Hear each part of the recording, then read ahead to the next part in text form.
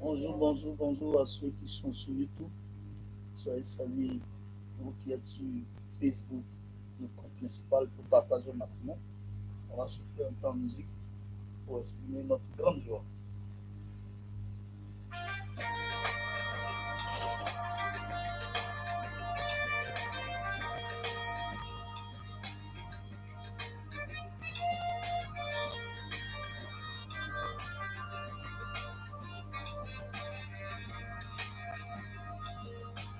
Oui, Lobé, Bibri, Lobé, Bibri, sois salué.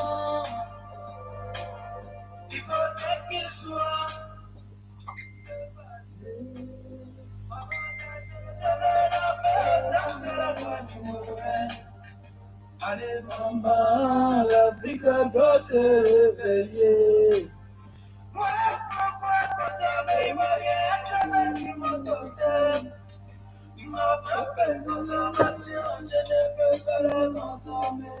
Allez, maman, la brigade doit se réveiller. Allez, maman, la brigade doit se réveiller. Elle se réveille. Je n'entendrai sur ce morceau, l'Afrique se réveille. L'Afrique se réveille. Ah, l'Afrique doit se réveiller. Notre Afrique est extrême. Babylone ne peut nous imprimer tous les jours. Oh. Pourtant, je vais charger.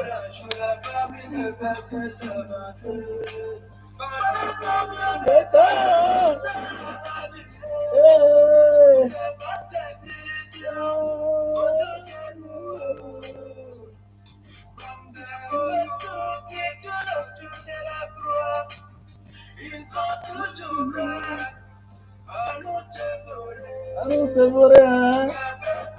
Mais cette fois-ci, on ne se laissera pas faire. On ne se laissera pas faire. Avec Laurent Gbagbo, avec Assimi Goïta, va se réveiller. Et maman, la brigade va se réveiller.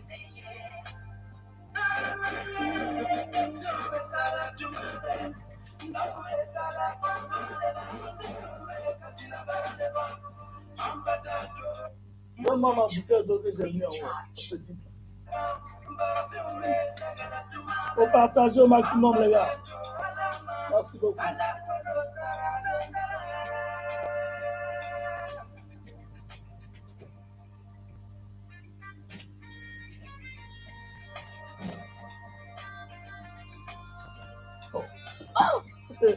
Vraiment.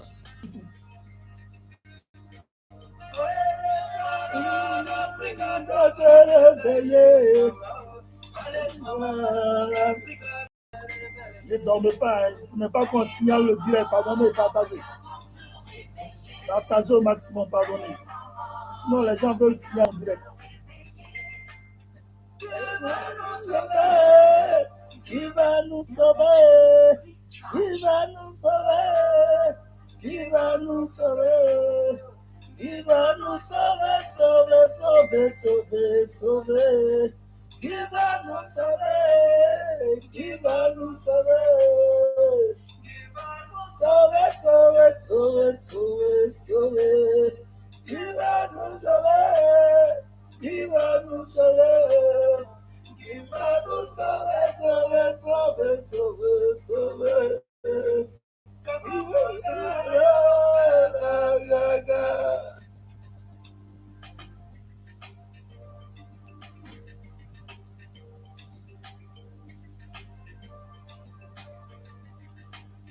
Partage.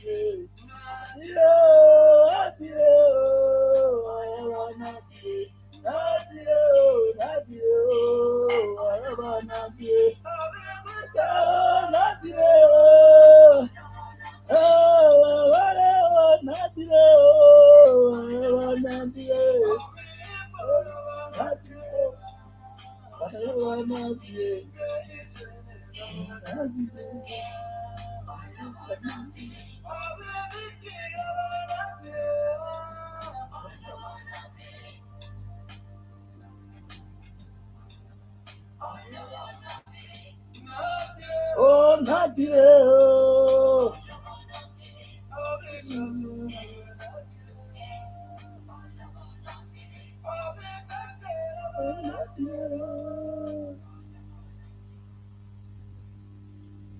Merci et soyez salués au nom de la résistance.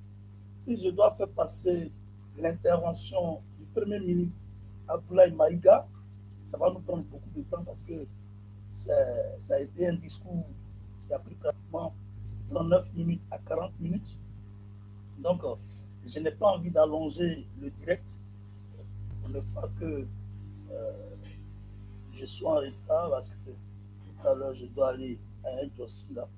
Donc, je suis désolé. Je vais parler. J'ai déjà regardé à plusieurs reprises le discours. Je l'ai écouté plusieurs fois.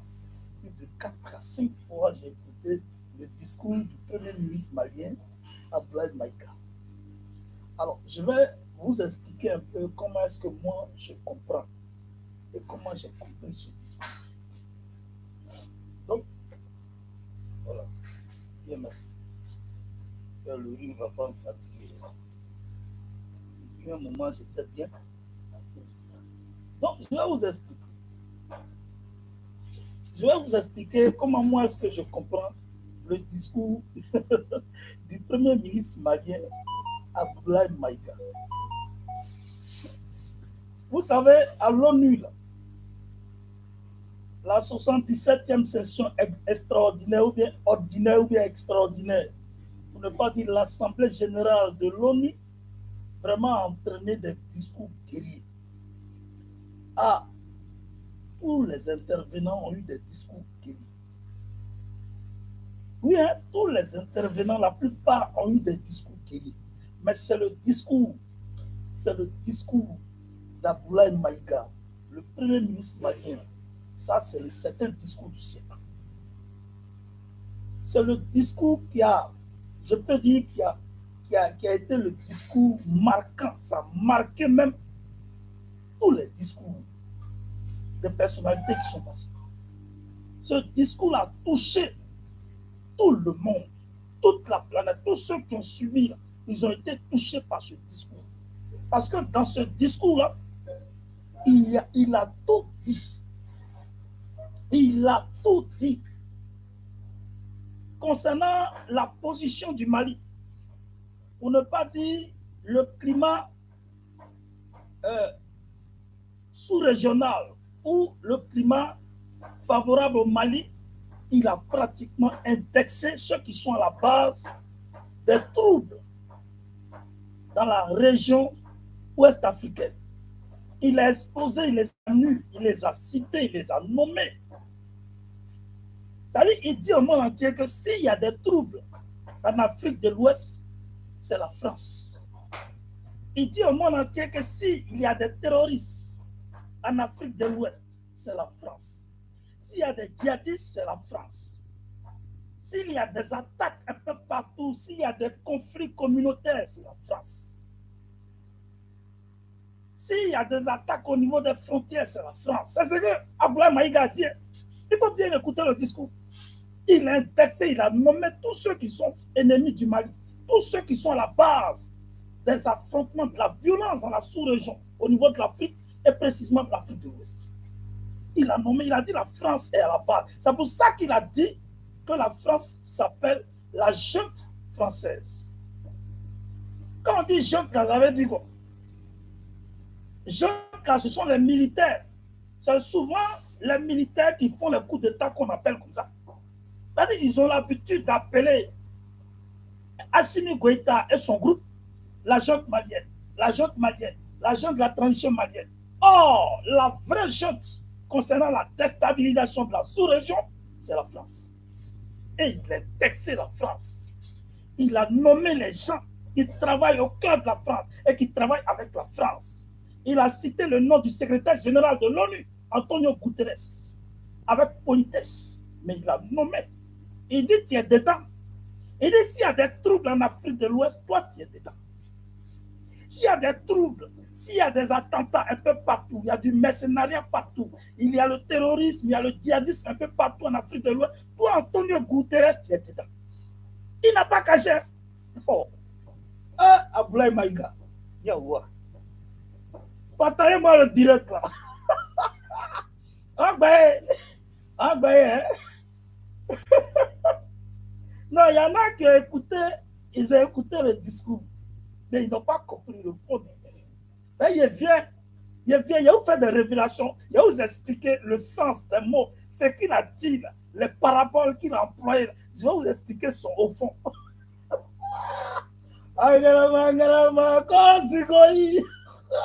Non, c'est pas du bon, hein? C'est du balèze, hein? C'est du costaud. Comment ça? Comment? Il a commencé à indexer la France. Il dit, si le Mali est attaqué, s'il y a la guerre en Afrique, s'il y a des génocides partout, il a donné l'exemple du Rwanda entre les Tutsis et les Hutus. S'il y a la guerre ici et ici, un peu partout, c'est la France qui est à base de tout ça. S'il y a des guerres entre les communautés en Afrique, c'est la France. S'il y a des attaques terroristes un peu partout, c'est la France. Il a cité. Et puis il dit, toi qui es secrétaire général de l'ONU, toi qui devais être neutre, toi-même là, tu es dedans. Toi, tu autorises la dépendance totale, mais l'arrivée des terroristes et des mercenaires dans un pays légal, dans un pays souverain, comme le Mali, toi, tu permets que des gens débarquent avec des tonnes d'armes, et puis tu dis que ce ne sont pas des mercenaires. Si ça se passe comme ça à Lisbonne, au Portugal, chez nous au Mali, ça ne se passe pas. C'est une façon de dire à Antonio Guterres, tu fais partie de ceux qui déstabilisent l'Afrique, précisément l'Afrique de l'Ouest. Oh. Abdoulaye Maïga, chapeau à toi. Assimi Goïta, chapeau à toi. Il finit avec Antonio Guterres. Il attaque maintenant celui... non, il y a le bouvier. Il attaque maintenant le bouvier qu'on envoie à l'abattoir. Ambalo Sissoko, président de la Guinée-Bissau. Il dit toi-même là. Il dit toi. Oh, tu es président de l'exercice de la CEDEAO, non? D'accord. Mais quand tu ne seras plus président de l'exercice de la CEDEAO, tu vas expliquer à ta population quel pas de développement tu as pu poser. Tu vas expliquer à ta population quel pas de développement tu as pu poser. Ça veut dire quoi? Ça veut dire que si la guerre commence là, toi en ballon là, tu ne vas pas échapper à une riposte. Parce que le Premier ministre Mali a dit, désormais si le Mali est attaqué, il y aura une riposte. C'est une façon de dire, si ça a commencé sur toi là, tu vas recevoir aussi les missiles qui vont pleuvoir si tu as résident dans ton palais, sur ton palais. C'est un discours guerrier même. C'est-à-dire que ce discours a été préparé avec les alliés du Mali. Tous ceux qui sont alliés du Mali savaient que Assimi Goïta et tout son bloc restreint, tout son groupe restreint, savaient que cela, il a préparé le discours. Et puis ils ont remis ça à Abdoulaye Maïga. Et la Russie a dit, bon, allez-y les petits, allez, nous on est là, derrière. Ouais. Et puis donc, ma palais. Je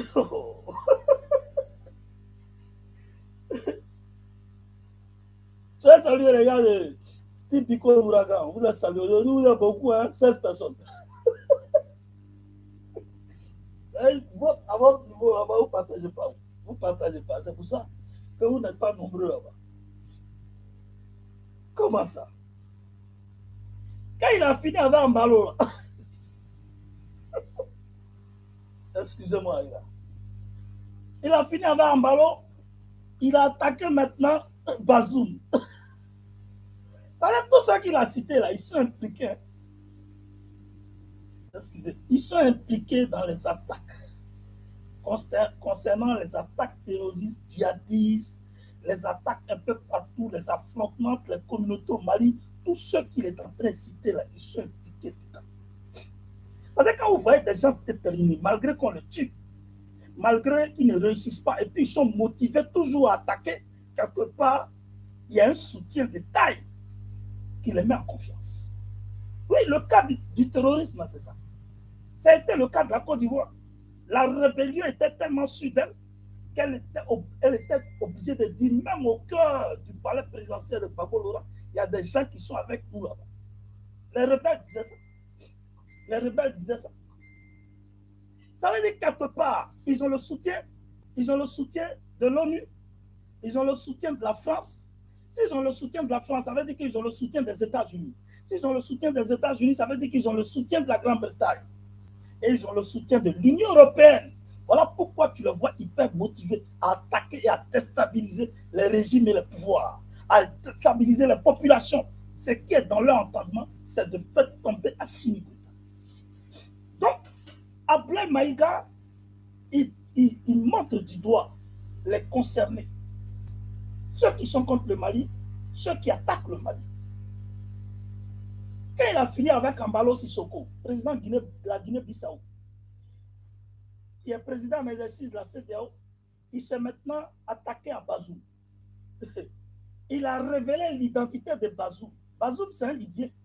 Ce n'est pas faux. Il y a une vidéo qui démontre que quand Amadou Toumanou Touré, ancien président du Mali, était président et qu'il était en train de régler la crise entre les Maliens, parce qu'il y a les Touaregs du Mali qui sont précisément vers le nord et qui sont souvent mélangés avec nos frères du Maghreb.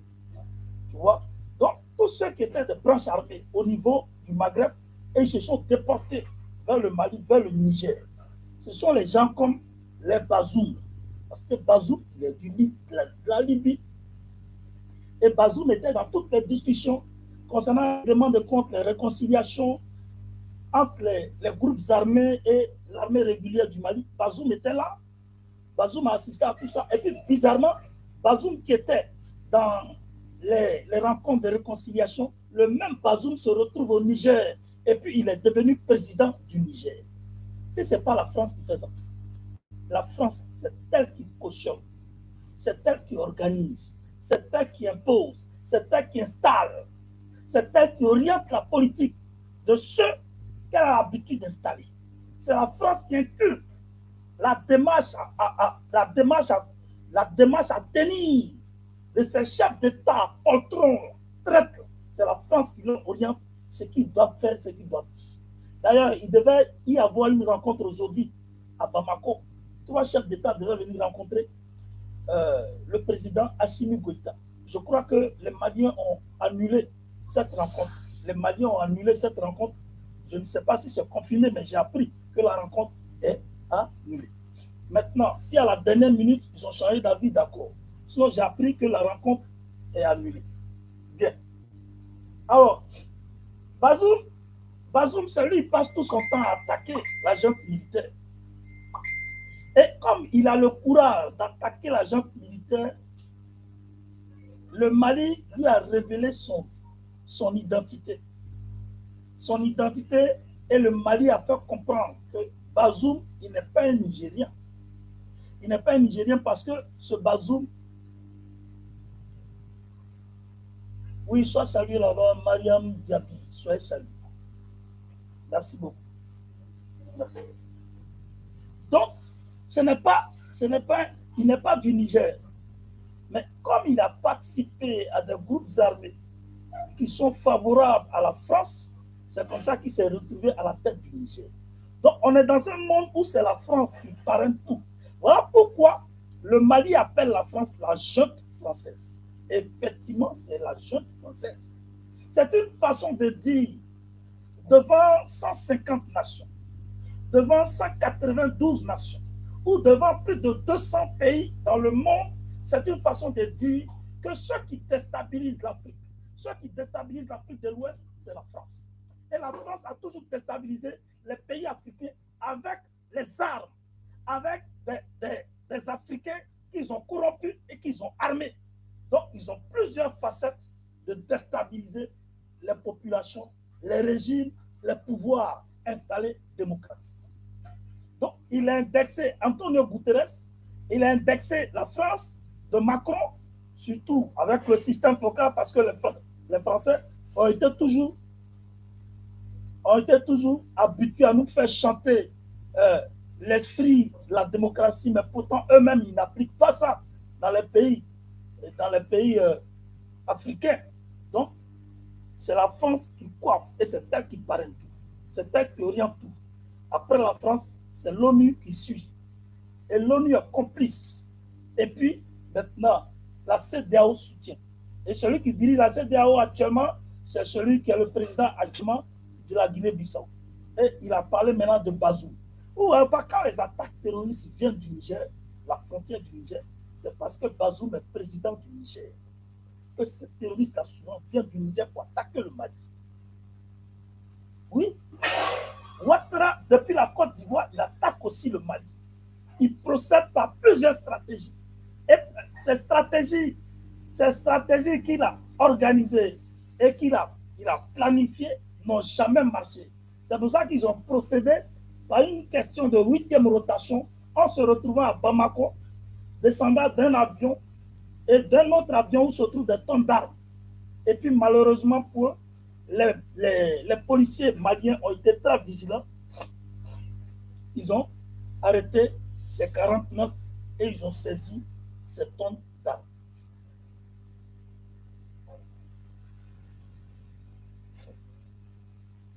Chers camarades, donc je vous disais qu'après Bazoum, il a maintenant pris à la centre Draman Ouattara. Ah, quand il a pris le cas de Draman Ouattara, il est 3e mandat. Ah, bon, attends, je vois s'il y a le lien ici. Il y a un petit lien résumé là que je vais vous montrer. Mais c'est trop intéressant. Ouattara là, c'est trop intéressant. Oh, attendez.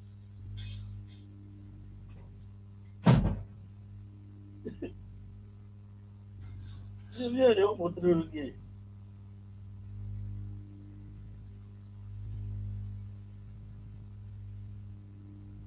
Bien, voici le lien. Mon pays encourage à concentrer leurs efforts sur la lutte contre le terrorisme et à mettre en œuvre de façon résolue les différentes étapes du chronogramme de la transition, ainsi que les réformes politiques et institutionnelles en vue des élections présidentielles prévues en février 2024. Saisis cette opportunité qui m'est offerte pour remercier chaleureusement notre respecté aîné, son Excellence le Président Alassane Draman Ouattara, pour les sages et éclairés conseils qu'il nous a prodigués dans son allocution mémorable à cette 77e session de l'Assemblée générale des Nations Unies. Je voudrais le rassurer que les autorités de la transition malienne ont d'autres objectifs que de faire des réformes politiques et institutionnelles avant d'organiser contre le terrorisme. Ces réformes permettront d'améliorer la gouvernance et toutes les dispositions seront prises pour que la démocratie malienne soit la plus enviée au monde. Dans ce chantier, nous prêterons une attention particulière au troisième mandat qui ne sera pas possible. Le troisième mandat. Le troisième mandat pour un public nous avertit consiste pour un président de la République d'effectuer une manœuvre en 4 temps, en vue de conserver le pouvoir pour lui seul et son clan. Premier temps, jusqu'en fin de second mandat, donc en principe non rééligible, il s'agit pour le président de la République sortant de déclencher une révision constitutionnelle de manière non consensuelle. Deuxième temps, au cours de cette révision constitutionnelle, le président sortant modifiera quelques dispositions constitutionnelles. Troisième temps, bloqué sur le fond de crise politique naturellement, le président sortant devient candidat en violation de la limitation du nombre de mandats à 2. Sa candidature est alors justifiée par l'adoption de la nouvelle constitution. Le prétexte est tout trouvé. La limitation du nombre de mandats à 2 concernait l'ancienne constitution. Par conséquent, il est candidat au regard de la nouvelle constitution adoptée. Quatrième temps, une farce électorale est organisée. Forcément, il remporte les élections. Il s'ensuit une chasse impitoyable aux opposants politiques, dont certains sont arrêtés, d'autres s'exilent, d'autres assassinés. Les allégeances sont obtenues grâce au pouvoir de l'argent, le clientélisme et les intimidations. Dans un langage plus simplifié, et en référence à une métaphore footballistique, le troisième mandat, cibler soi-même tout en gardant le ballon.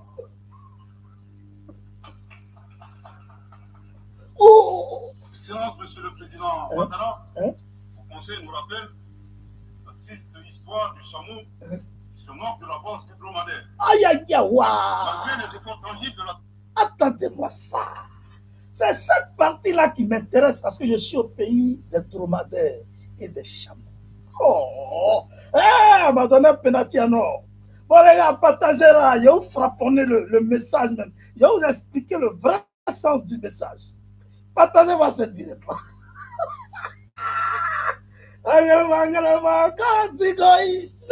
Non.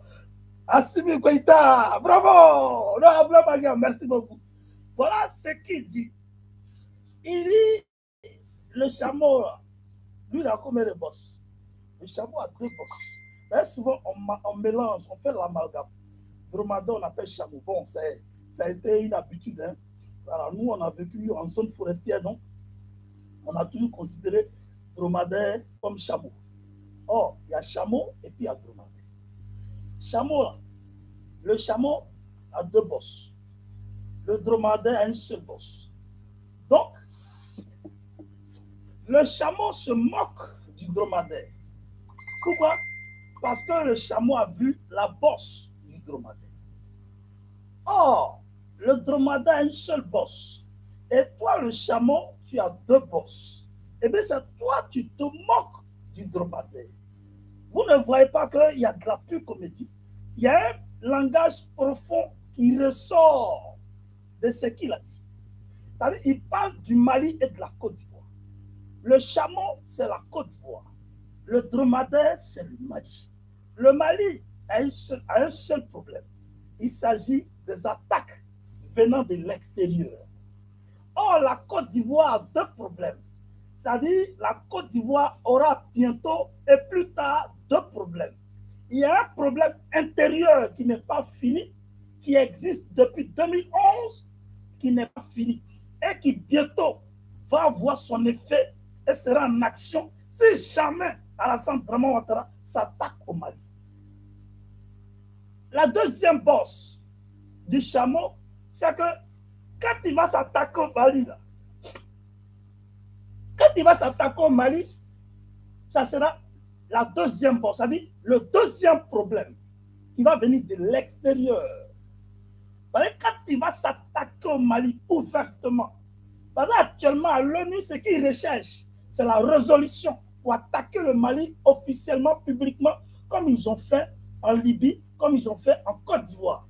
Donc quand ils vont avoir accès, quand ils vont avoir autorisation d'attaquer le Mali ouvertement grâce à une résolution de l'ONU, c'est en ce moment-là, les deux bosses du chameau là, vont se faire sentir.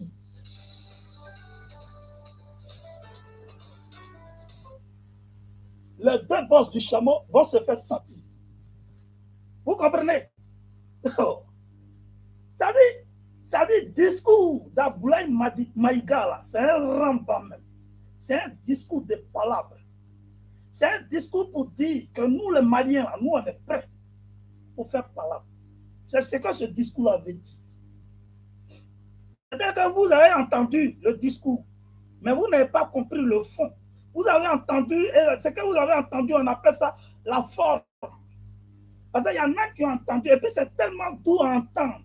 Ça a tellement plu aux gens que les gens appréciaient le discours. Ils ont même appelé ça le discours du siècle. Ils ont aimé le discours, mais ils n'ont pas compris le fond du discours, la profondeur du message que Abdoulaye Maïga a voulu véhiculer.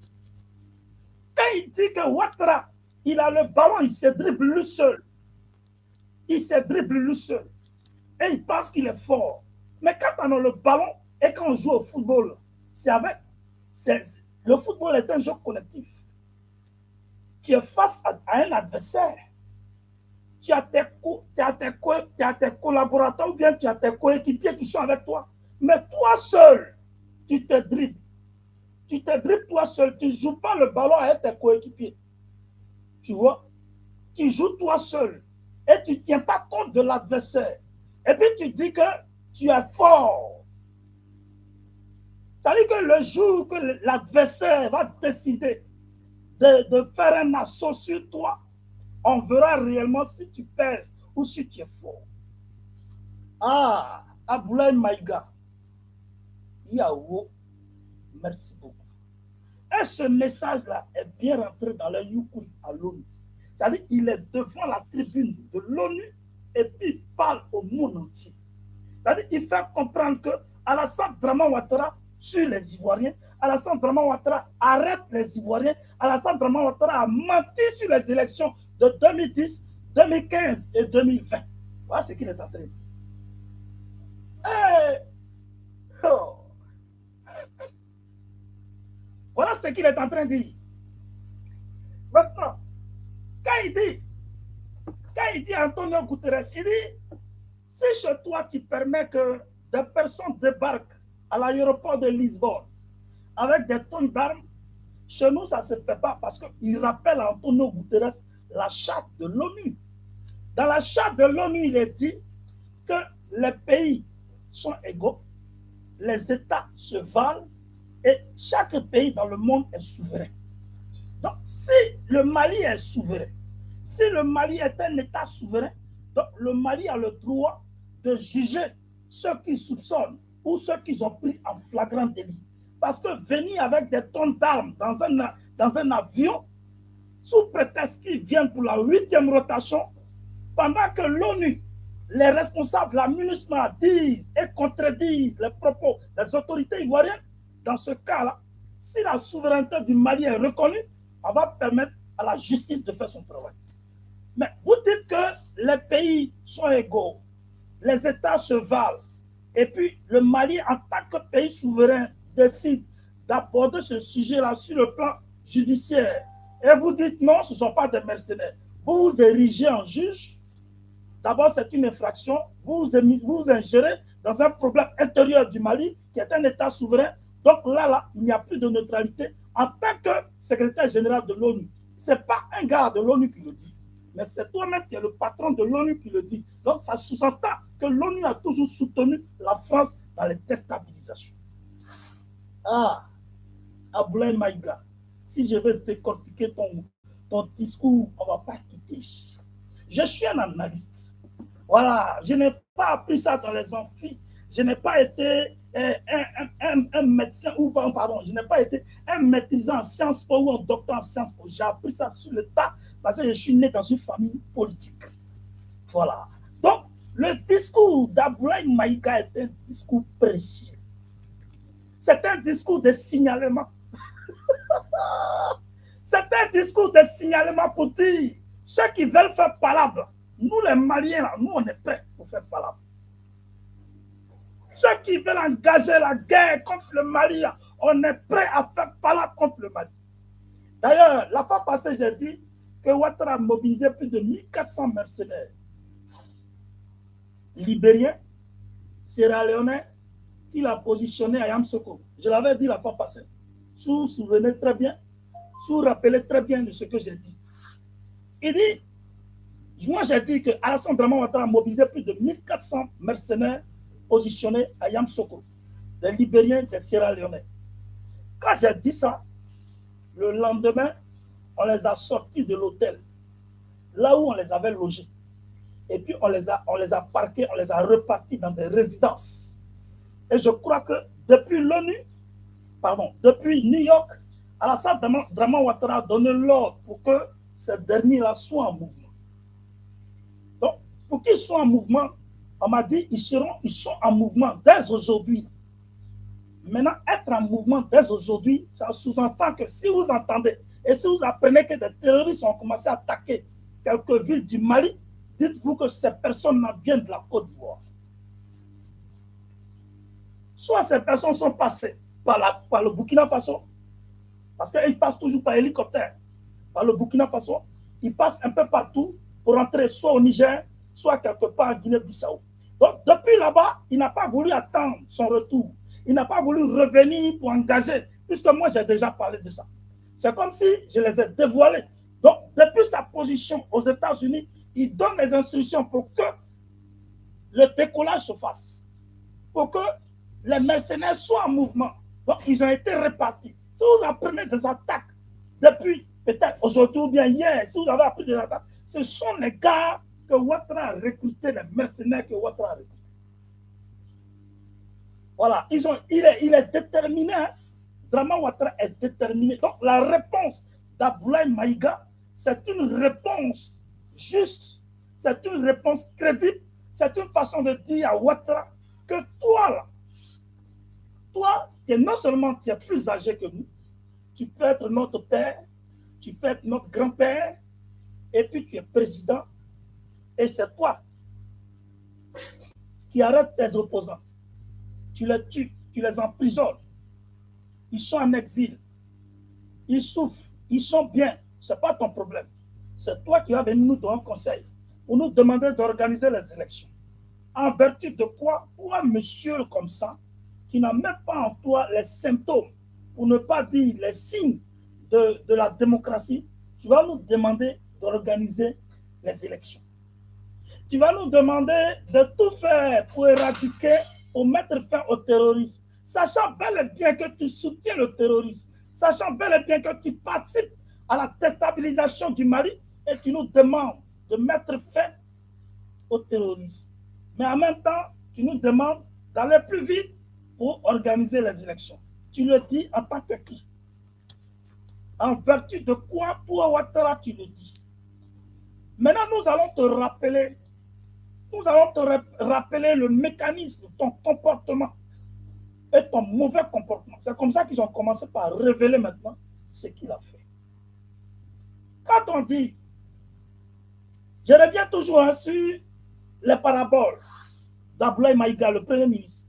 Quand on dit le chameau se moque de la bosse du dromadaire, ça fait partie de plusieurs aspects. Parce que le chameau, il a deux bosses.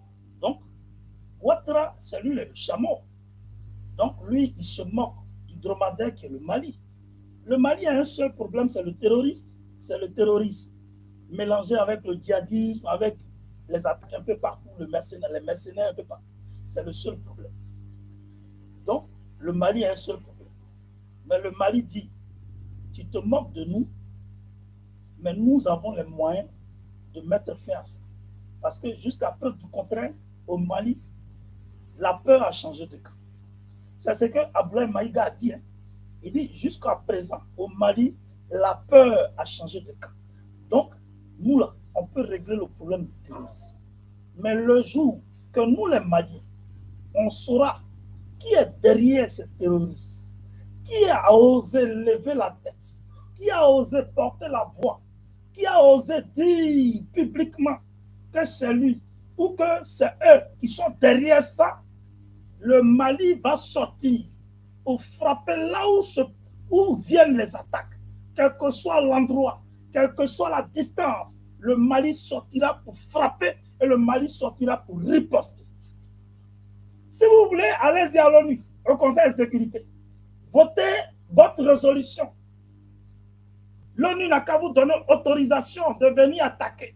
Mais si vous vous êtes amusé, y compris votre résolution, vos gens, vous allez envoyer, vos militaires, que ce soit de la MINUSMA, d'ailleurs, les Maliens demandent le départ de la MINUSMA, que ce soit les personnes que vous allez envoyer, quand eux, là, ils vont venir, nous allons les booster, nous allons les détruire, nous allons les chasser du Mali. Et nous sommes prêts à le faire. Et Abdoulaye Maïga a commencé par réitérer l'histoire du Mali en parlant de l'année 1236 où Soundiata Keïta était empereur. Ça veut dire que ils sont prêts pour faire parler. Mais les Maliens parlent parce qu'ils ont un gros bras derrière eux. Les Maliens parlent comme ça parce qu'ils ont un gros bras. Un chef qui est derrière eux. Et les discours à l'ONU, c'était des discours de bandits. Tout le monde, tous les bandits étaient là. Chaque bandit est venu dire sa part de vérité. Oui. Chaque bandit est venu dire sa part de vérité. Et puis c'était des discours guerriers. Chacun vient, il parle. Vous avez écouté le discours de Macron? C'était un discours guerrier. C'était une tension à haut niveau. Tu sens que le monde va s'embraser. Tu sens que l'année 2022, c'est l'année de la guerre. Comme je l'avais dit, je suis un prophète de la politique, les gars. J'ai dit que l'année 2022, c'est l'année de la guerre. Et puis ça va se faire. Ils ont commencé à bavarder au niveau de l'Ukraine. Ils ont commencé à bavarder. Oh, la Russie a reculé. Oh, les Ukrainiens bombardent. Les Russes, ils ne sont pas dans le discours. Hein. Ils ont regardé le discours de bavardage. Oh, les Russes étaient dans une stratégie. C'était pour organiser des référendums au niveau des États, des régions qu'ils ont pris. Lugansk, Donetsk, Zaporizhzhia, toutes ces localités. C'était pour organiser des référendums afin que ces localités-là fassent partie de la Russie. C'était dans ce plan-là qu'ils étaient. Et donc, les Occidentaux ont pensé que les Russes ont reculé et que les Russes avaient perdu assez d'hommes. C'est faux. Aujourd'hui, les référendums ont eu lieu hier. Ils ont eu à faire des référendums. Toutes ces localités l'ont dit oui à la Russie. Donc, ces localités ont intégré la Russie. La majorité de la population de ces localités auront la nationalité russe. Donc, ces localités sont considérées comme un territoire russe pour permettre à l'armée russe d'avancer et de tenir une base, tenir des bases dans ces localités pour renforcer son équipement militaire, pour renforcer tout ce qui est logistique militaire, que ce soit en ressources humaines, que ce soit en ressources au niveau de la technologie, pour renforcer ce dispositif-là, et puis programmer maintenant les orientations de combat. La Russie est en connexion avec le Mali, au niveau de l'Afrique. Il y a le Mali, il y a l'Ouganda, il y a le président ougandais, il y a les autorités ougandaises qui ont commencé par donner de la voix. L'Ouganda dit, s'attaquer à la Russie, c'est s'attaquer à l'Ouganda. Donc, il y a une position ougandaise qui est déjà prête. Et donc, au niveau de l'Afrique de l'Ouest, c'est le Mali. Au niveau de l'Afrique centrale, c'est au niveau de l'Ouganda. Et les positions sont claires. La Libye, là, il y a aussi un relais de la Russie en Libye. Voilà, c'est le général Haftar. Donc, tout est positionné pour une guerre contre. Au niveau de l'Afrique du Sud, c'est l'Afrique du Sud elle-même. D'ailleurs, à l'ONU, il y a eu une rencontre des membres du BRICS. Ils ont commencé par étudier le côté de la monnaie. Quand vous voyez la Guinée et puis le Mali se rapprocher, c'est lié au problème du port. Parce que les sanctions de la CEDEAO se feront voir et les gens feront tout pour sanctionner le Mali. Donc, si on sanctionne le Mali, on va fermer les ports. Le port de Dakar, le port d'Abidjan sera fermé. c'est seulement le port de Conakry qui sera autorisé. C'est pour ça que le renforcement entre la Guinée et le Mali est une très bonne chose. Mais le problème, c'est qu'au niveau de la sanction qu'ils ont émise contre la Guinée, cette sanction-là ne fera rien à la Guinée. Parce que la Guinée n'utilise pas la monnaie CFA. La Guinée n'est pas dans la zone UEMOA. Mais ce qui arrange la Guinée concernant sa fusion avec le Mali, c'est au niveau du port. Au niveau du port, ça va rapporter beaucoup d'argent à la Guinée. Donc, la Guinée sera obligée d'avoir une monnaie commune avec le Mali. Et je vous informe que d'ici peu de temps, le Mali va quitter le CFA pour avoir sa monnaie, afin que cette monnaie-là puisse être compatible avec la monnaie guinéenne. Je ne sais pas si ça sera la même monnaie, mais de toutes les façons, pour qu'il y ait des échanges plus faciles afin d'enrichir ces deux pays. Donc, au niveau de la Guinée et du Mali, il y a le problème du port et puis il y a le problème de la monnaie. Donc, c'est une obligation. Voilà pourquoi Mamadou Doumbia a gagné en confiance. Sinon, Mamadou Doumbia, il était embarrassé. Donc, c'est à partir de là que Mamadou Doumbia a gagné en confiance. Ça a été un échec pour la CEDEAO. Ils viennent de perdre la Guinée. Ils ont perdu le Mali, ils viennent de perdre la Guinée. Donc, ils ne sont plus en surnombre. Vous comprenez? Ils ne sont plus en surnombre. Donc, ils sont inquiets.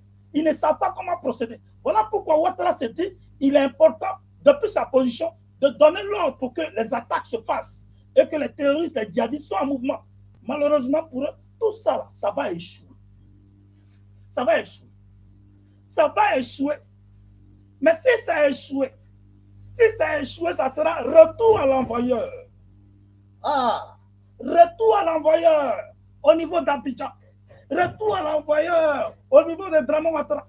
Retour à l'envoyeur au niveau du système dramaniste. Retour à l'envoyeur au niveau de la France. Et d'ailleurs, la Russie a menacé quiconque s'attaque au Mali nous trouvera sur son chemin.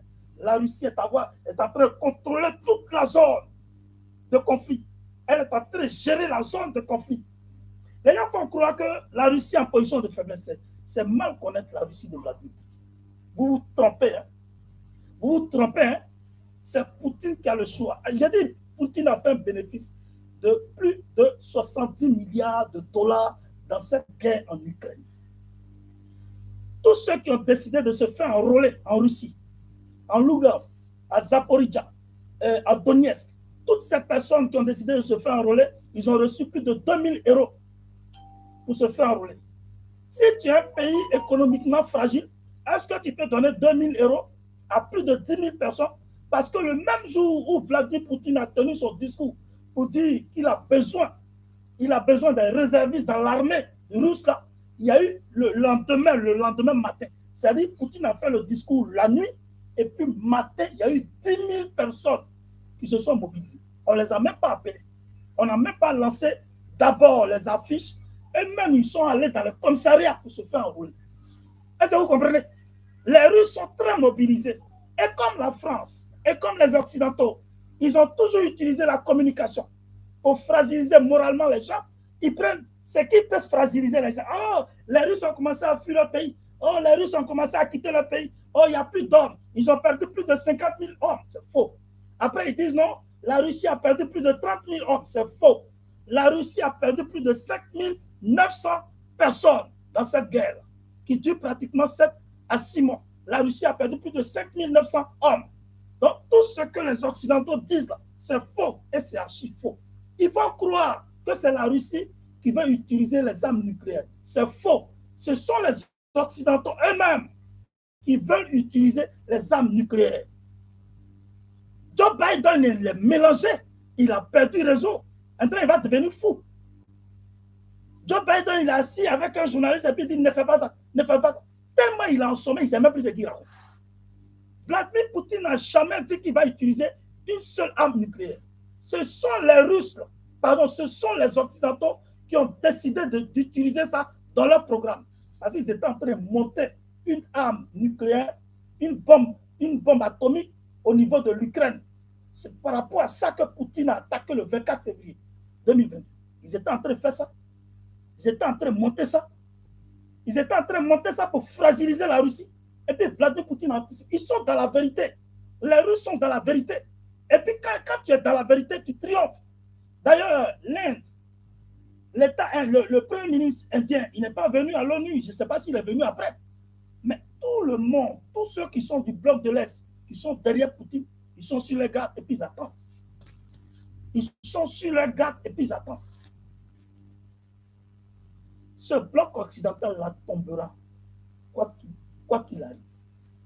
Votre Draman Ouattara, il tombera. Il va tomber. Quel que soit le temps que ça va mettre, il va tomber. Oui, ne pensez pas que c'est un jeu. Il va tomber, quel que soit le temps que ça... Et puis d'ailleurs, si la guerre dure, ça arrange la Russie. Parce que économiquement, les plus fragiles, ce sont les Occidentaux. Les États-Unis ont déjà perdu 40 milliards de dollars dans cette guerre. De 6 mois, 7 mois. La France même, ce n'est pas la peine. N'oubliez pas que le Mali est en position. Quand on regarde les frontières maliennes, vous-même faites les analyses. Il y a la Côte d'Ivoire d'un côté, il y a le Burkina d'un côté, il y a la Guinée, il y a l'Algérie, il y a le Niger. Vous-même regardez. La Côte d'Ivoire est déjà française. Donc, elle est prête à attaquer le Mali. Le Burkina Faso, il fait semblant. C'est un gros peureux, c'est un vaurien. Malgré ce qu'il a dit à l'ONU, moi, il ne m'inspire pas confiance.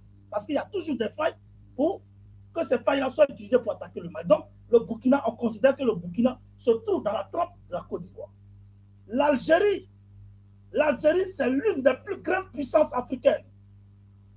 Je dis bien, l'Algérie est l'une des plus grandes puissances africaines. Et l'Algérie est très amie à la Russie. Donc, il y a déjà une base favorable au Mali. Oh. L'Algérie, même, on ne va pas envoyer armes à l'Algérie et puis l'Algérie va faire par là. Les Français connaissent, ils savent qui est l'Algérie, ils connaissent le poids militaire de l'Algérie. Donc, l'Algérie, c'est déjà un acquis pour le Mali et c'est déjà un acquis pour la Russie. Le Niger, les populations sont déjà surchauffées. Donc, Bazoum ne pourra rien faire. Dès que ça commence, là, ce sont les Nigériens qui vont le chasser. Et même, ils attendent ça. La Guinée, c'est un acquis pour la Russie. Et c'est un acquis pour le Mali. Le Sénégal, nous, on les connaît. Le peuple sénégalais est d'accord avec les Maliens. Je dis bien le peuple sénégalais. Je ne parle pas de Macky Sall. Macky Sall lui-même, quand il va voir que ça a chauffé là, il va rester neutre. Il va rester muet, il va rester dans sa position. Donc, je ne crois pas que quelque chose puisse quitter le Sénégal pour venir s'attaquer au Mali. Je ne crois pas. Donc, ne comptez pas sur le Sénégal. Ne comptez pas sur le Sénégal. Le seul pays qui est déterminé, le seul pays qui est en mouvement et qui est chauffé, le seul pays qui est excité, c'est la Côte d'Ivoire. C'est la Côte d'Ivoire d'Alassane Draman Ouattara qui est excité, qui est surchauffé, qui est hyper motivé pour attaquer. C'est là, je dis, Draman va tomber et il connaîtra une humiliation. Il connaîtra une grave humiliation. Chers camarades, voilà ce que je pouvais dire concernant le discours du Premier ministre malien Aboulaye Maïga. Sur ce, je vous remercie. Que Dieu nous bénisse et que Dieu nous fortifie. Merci beaucoup.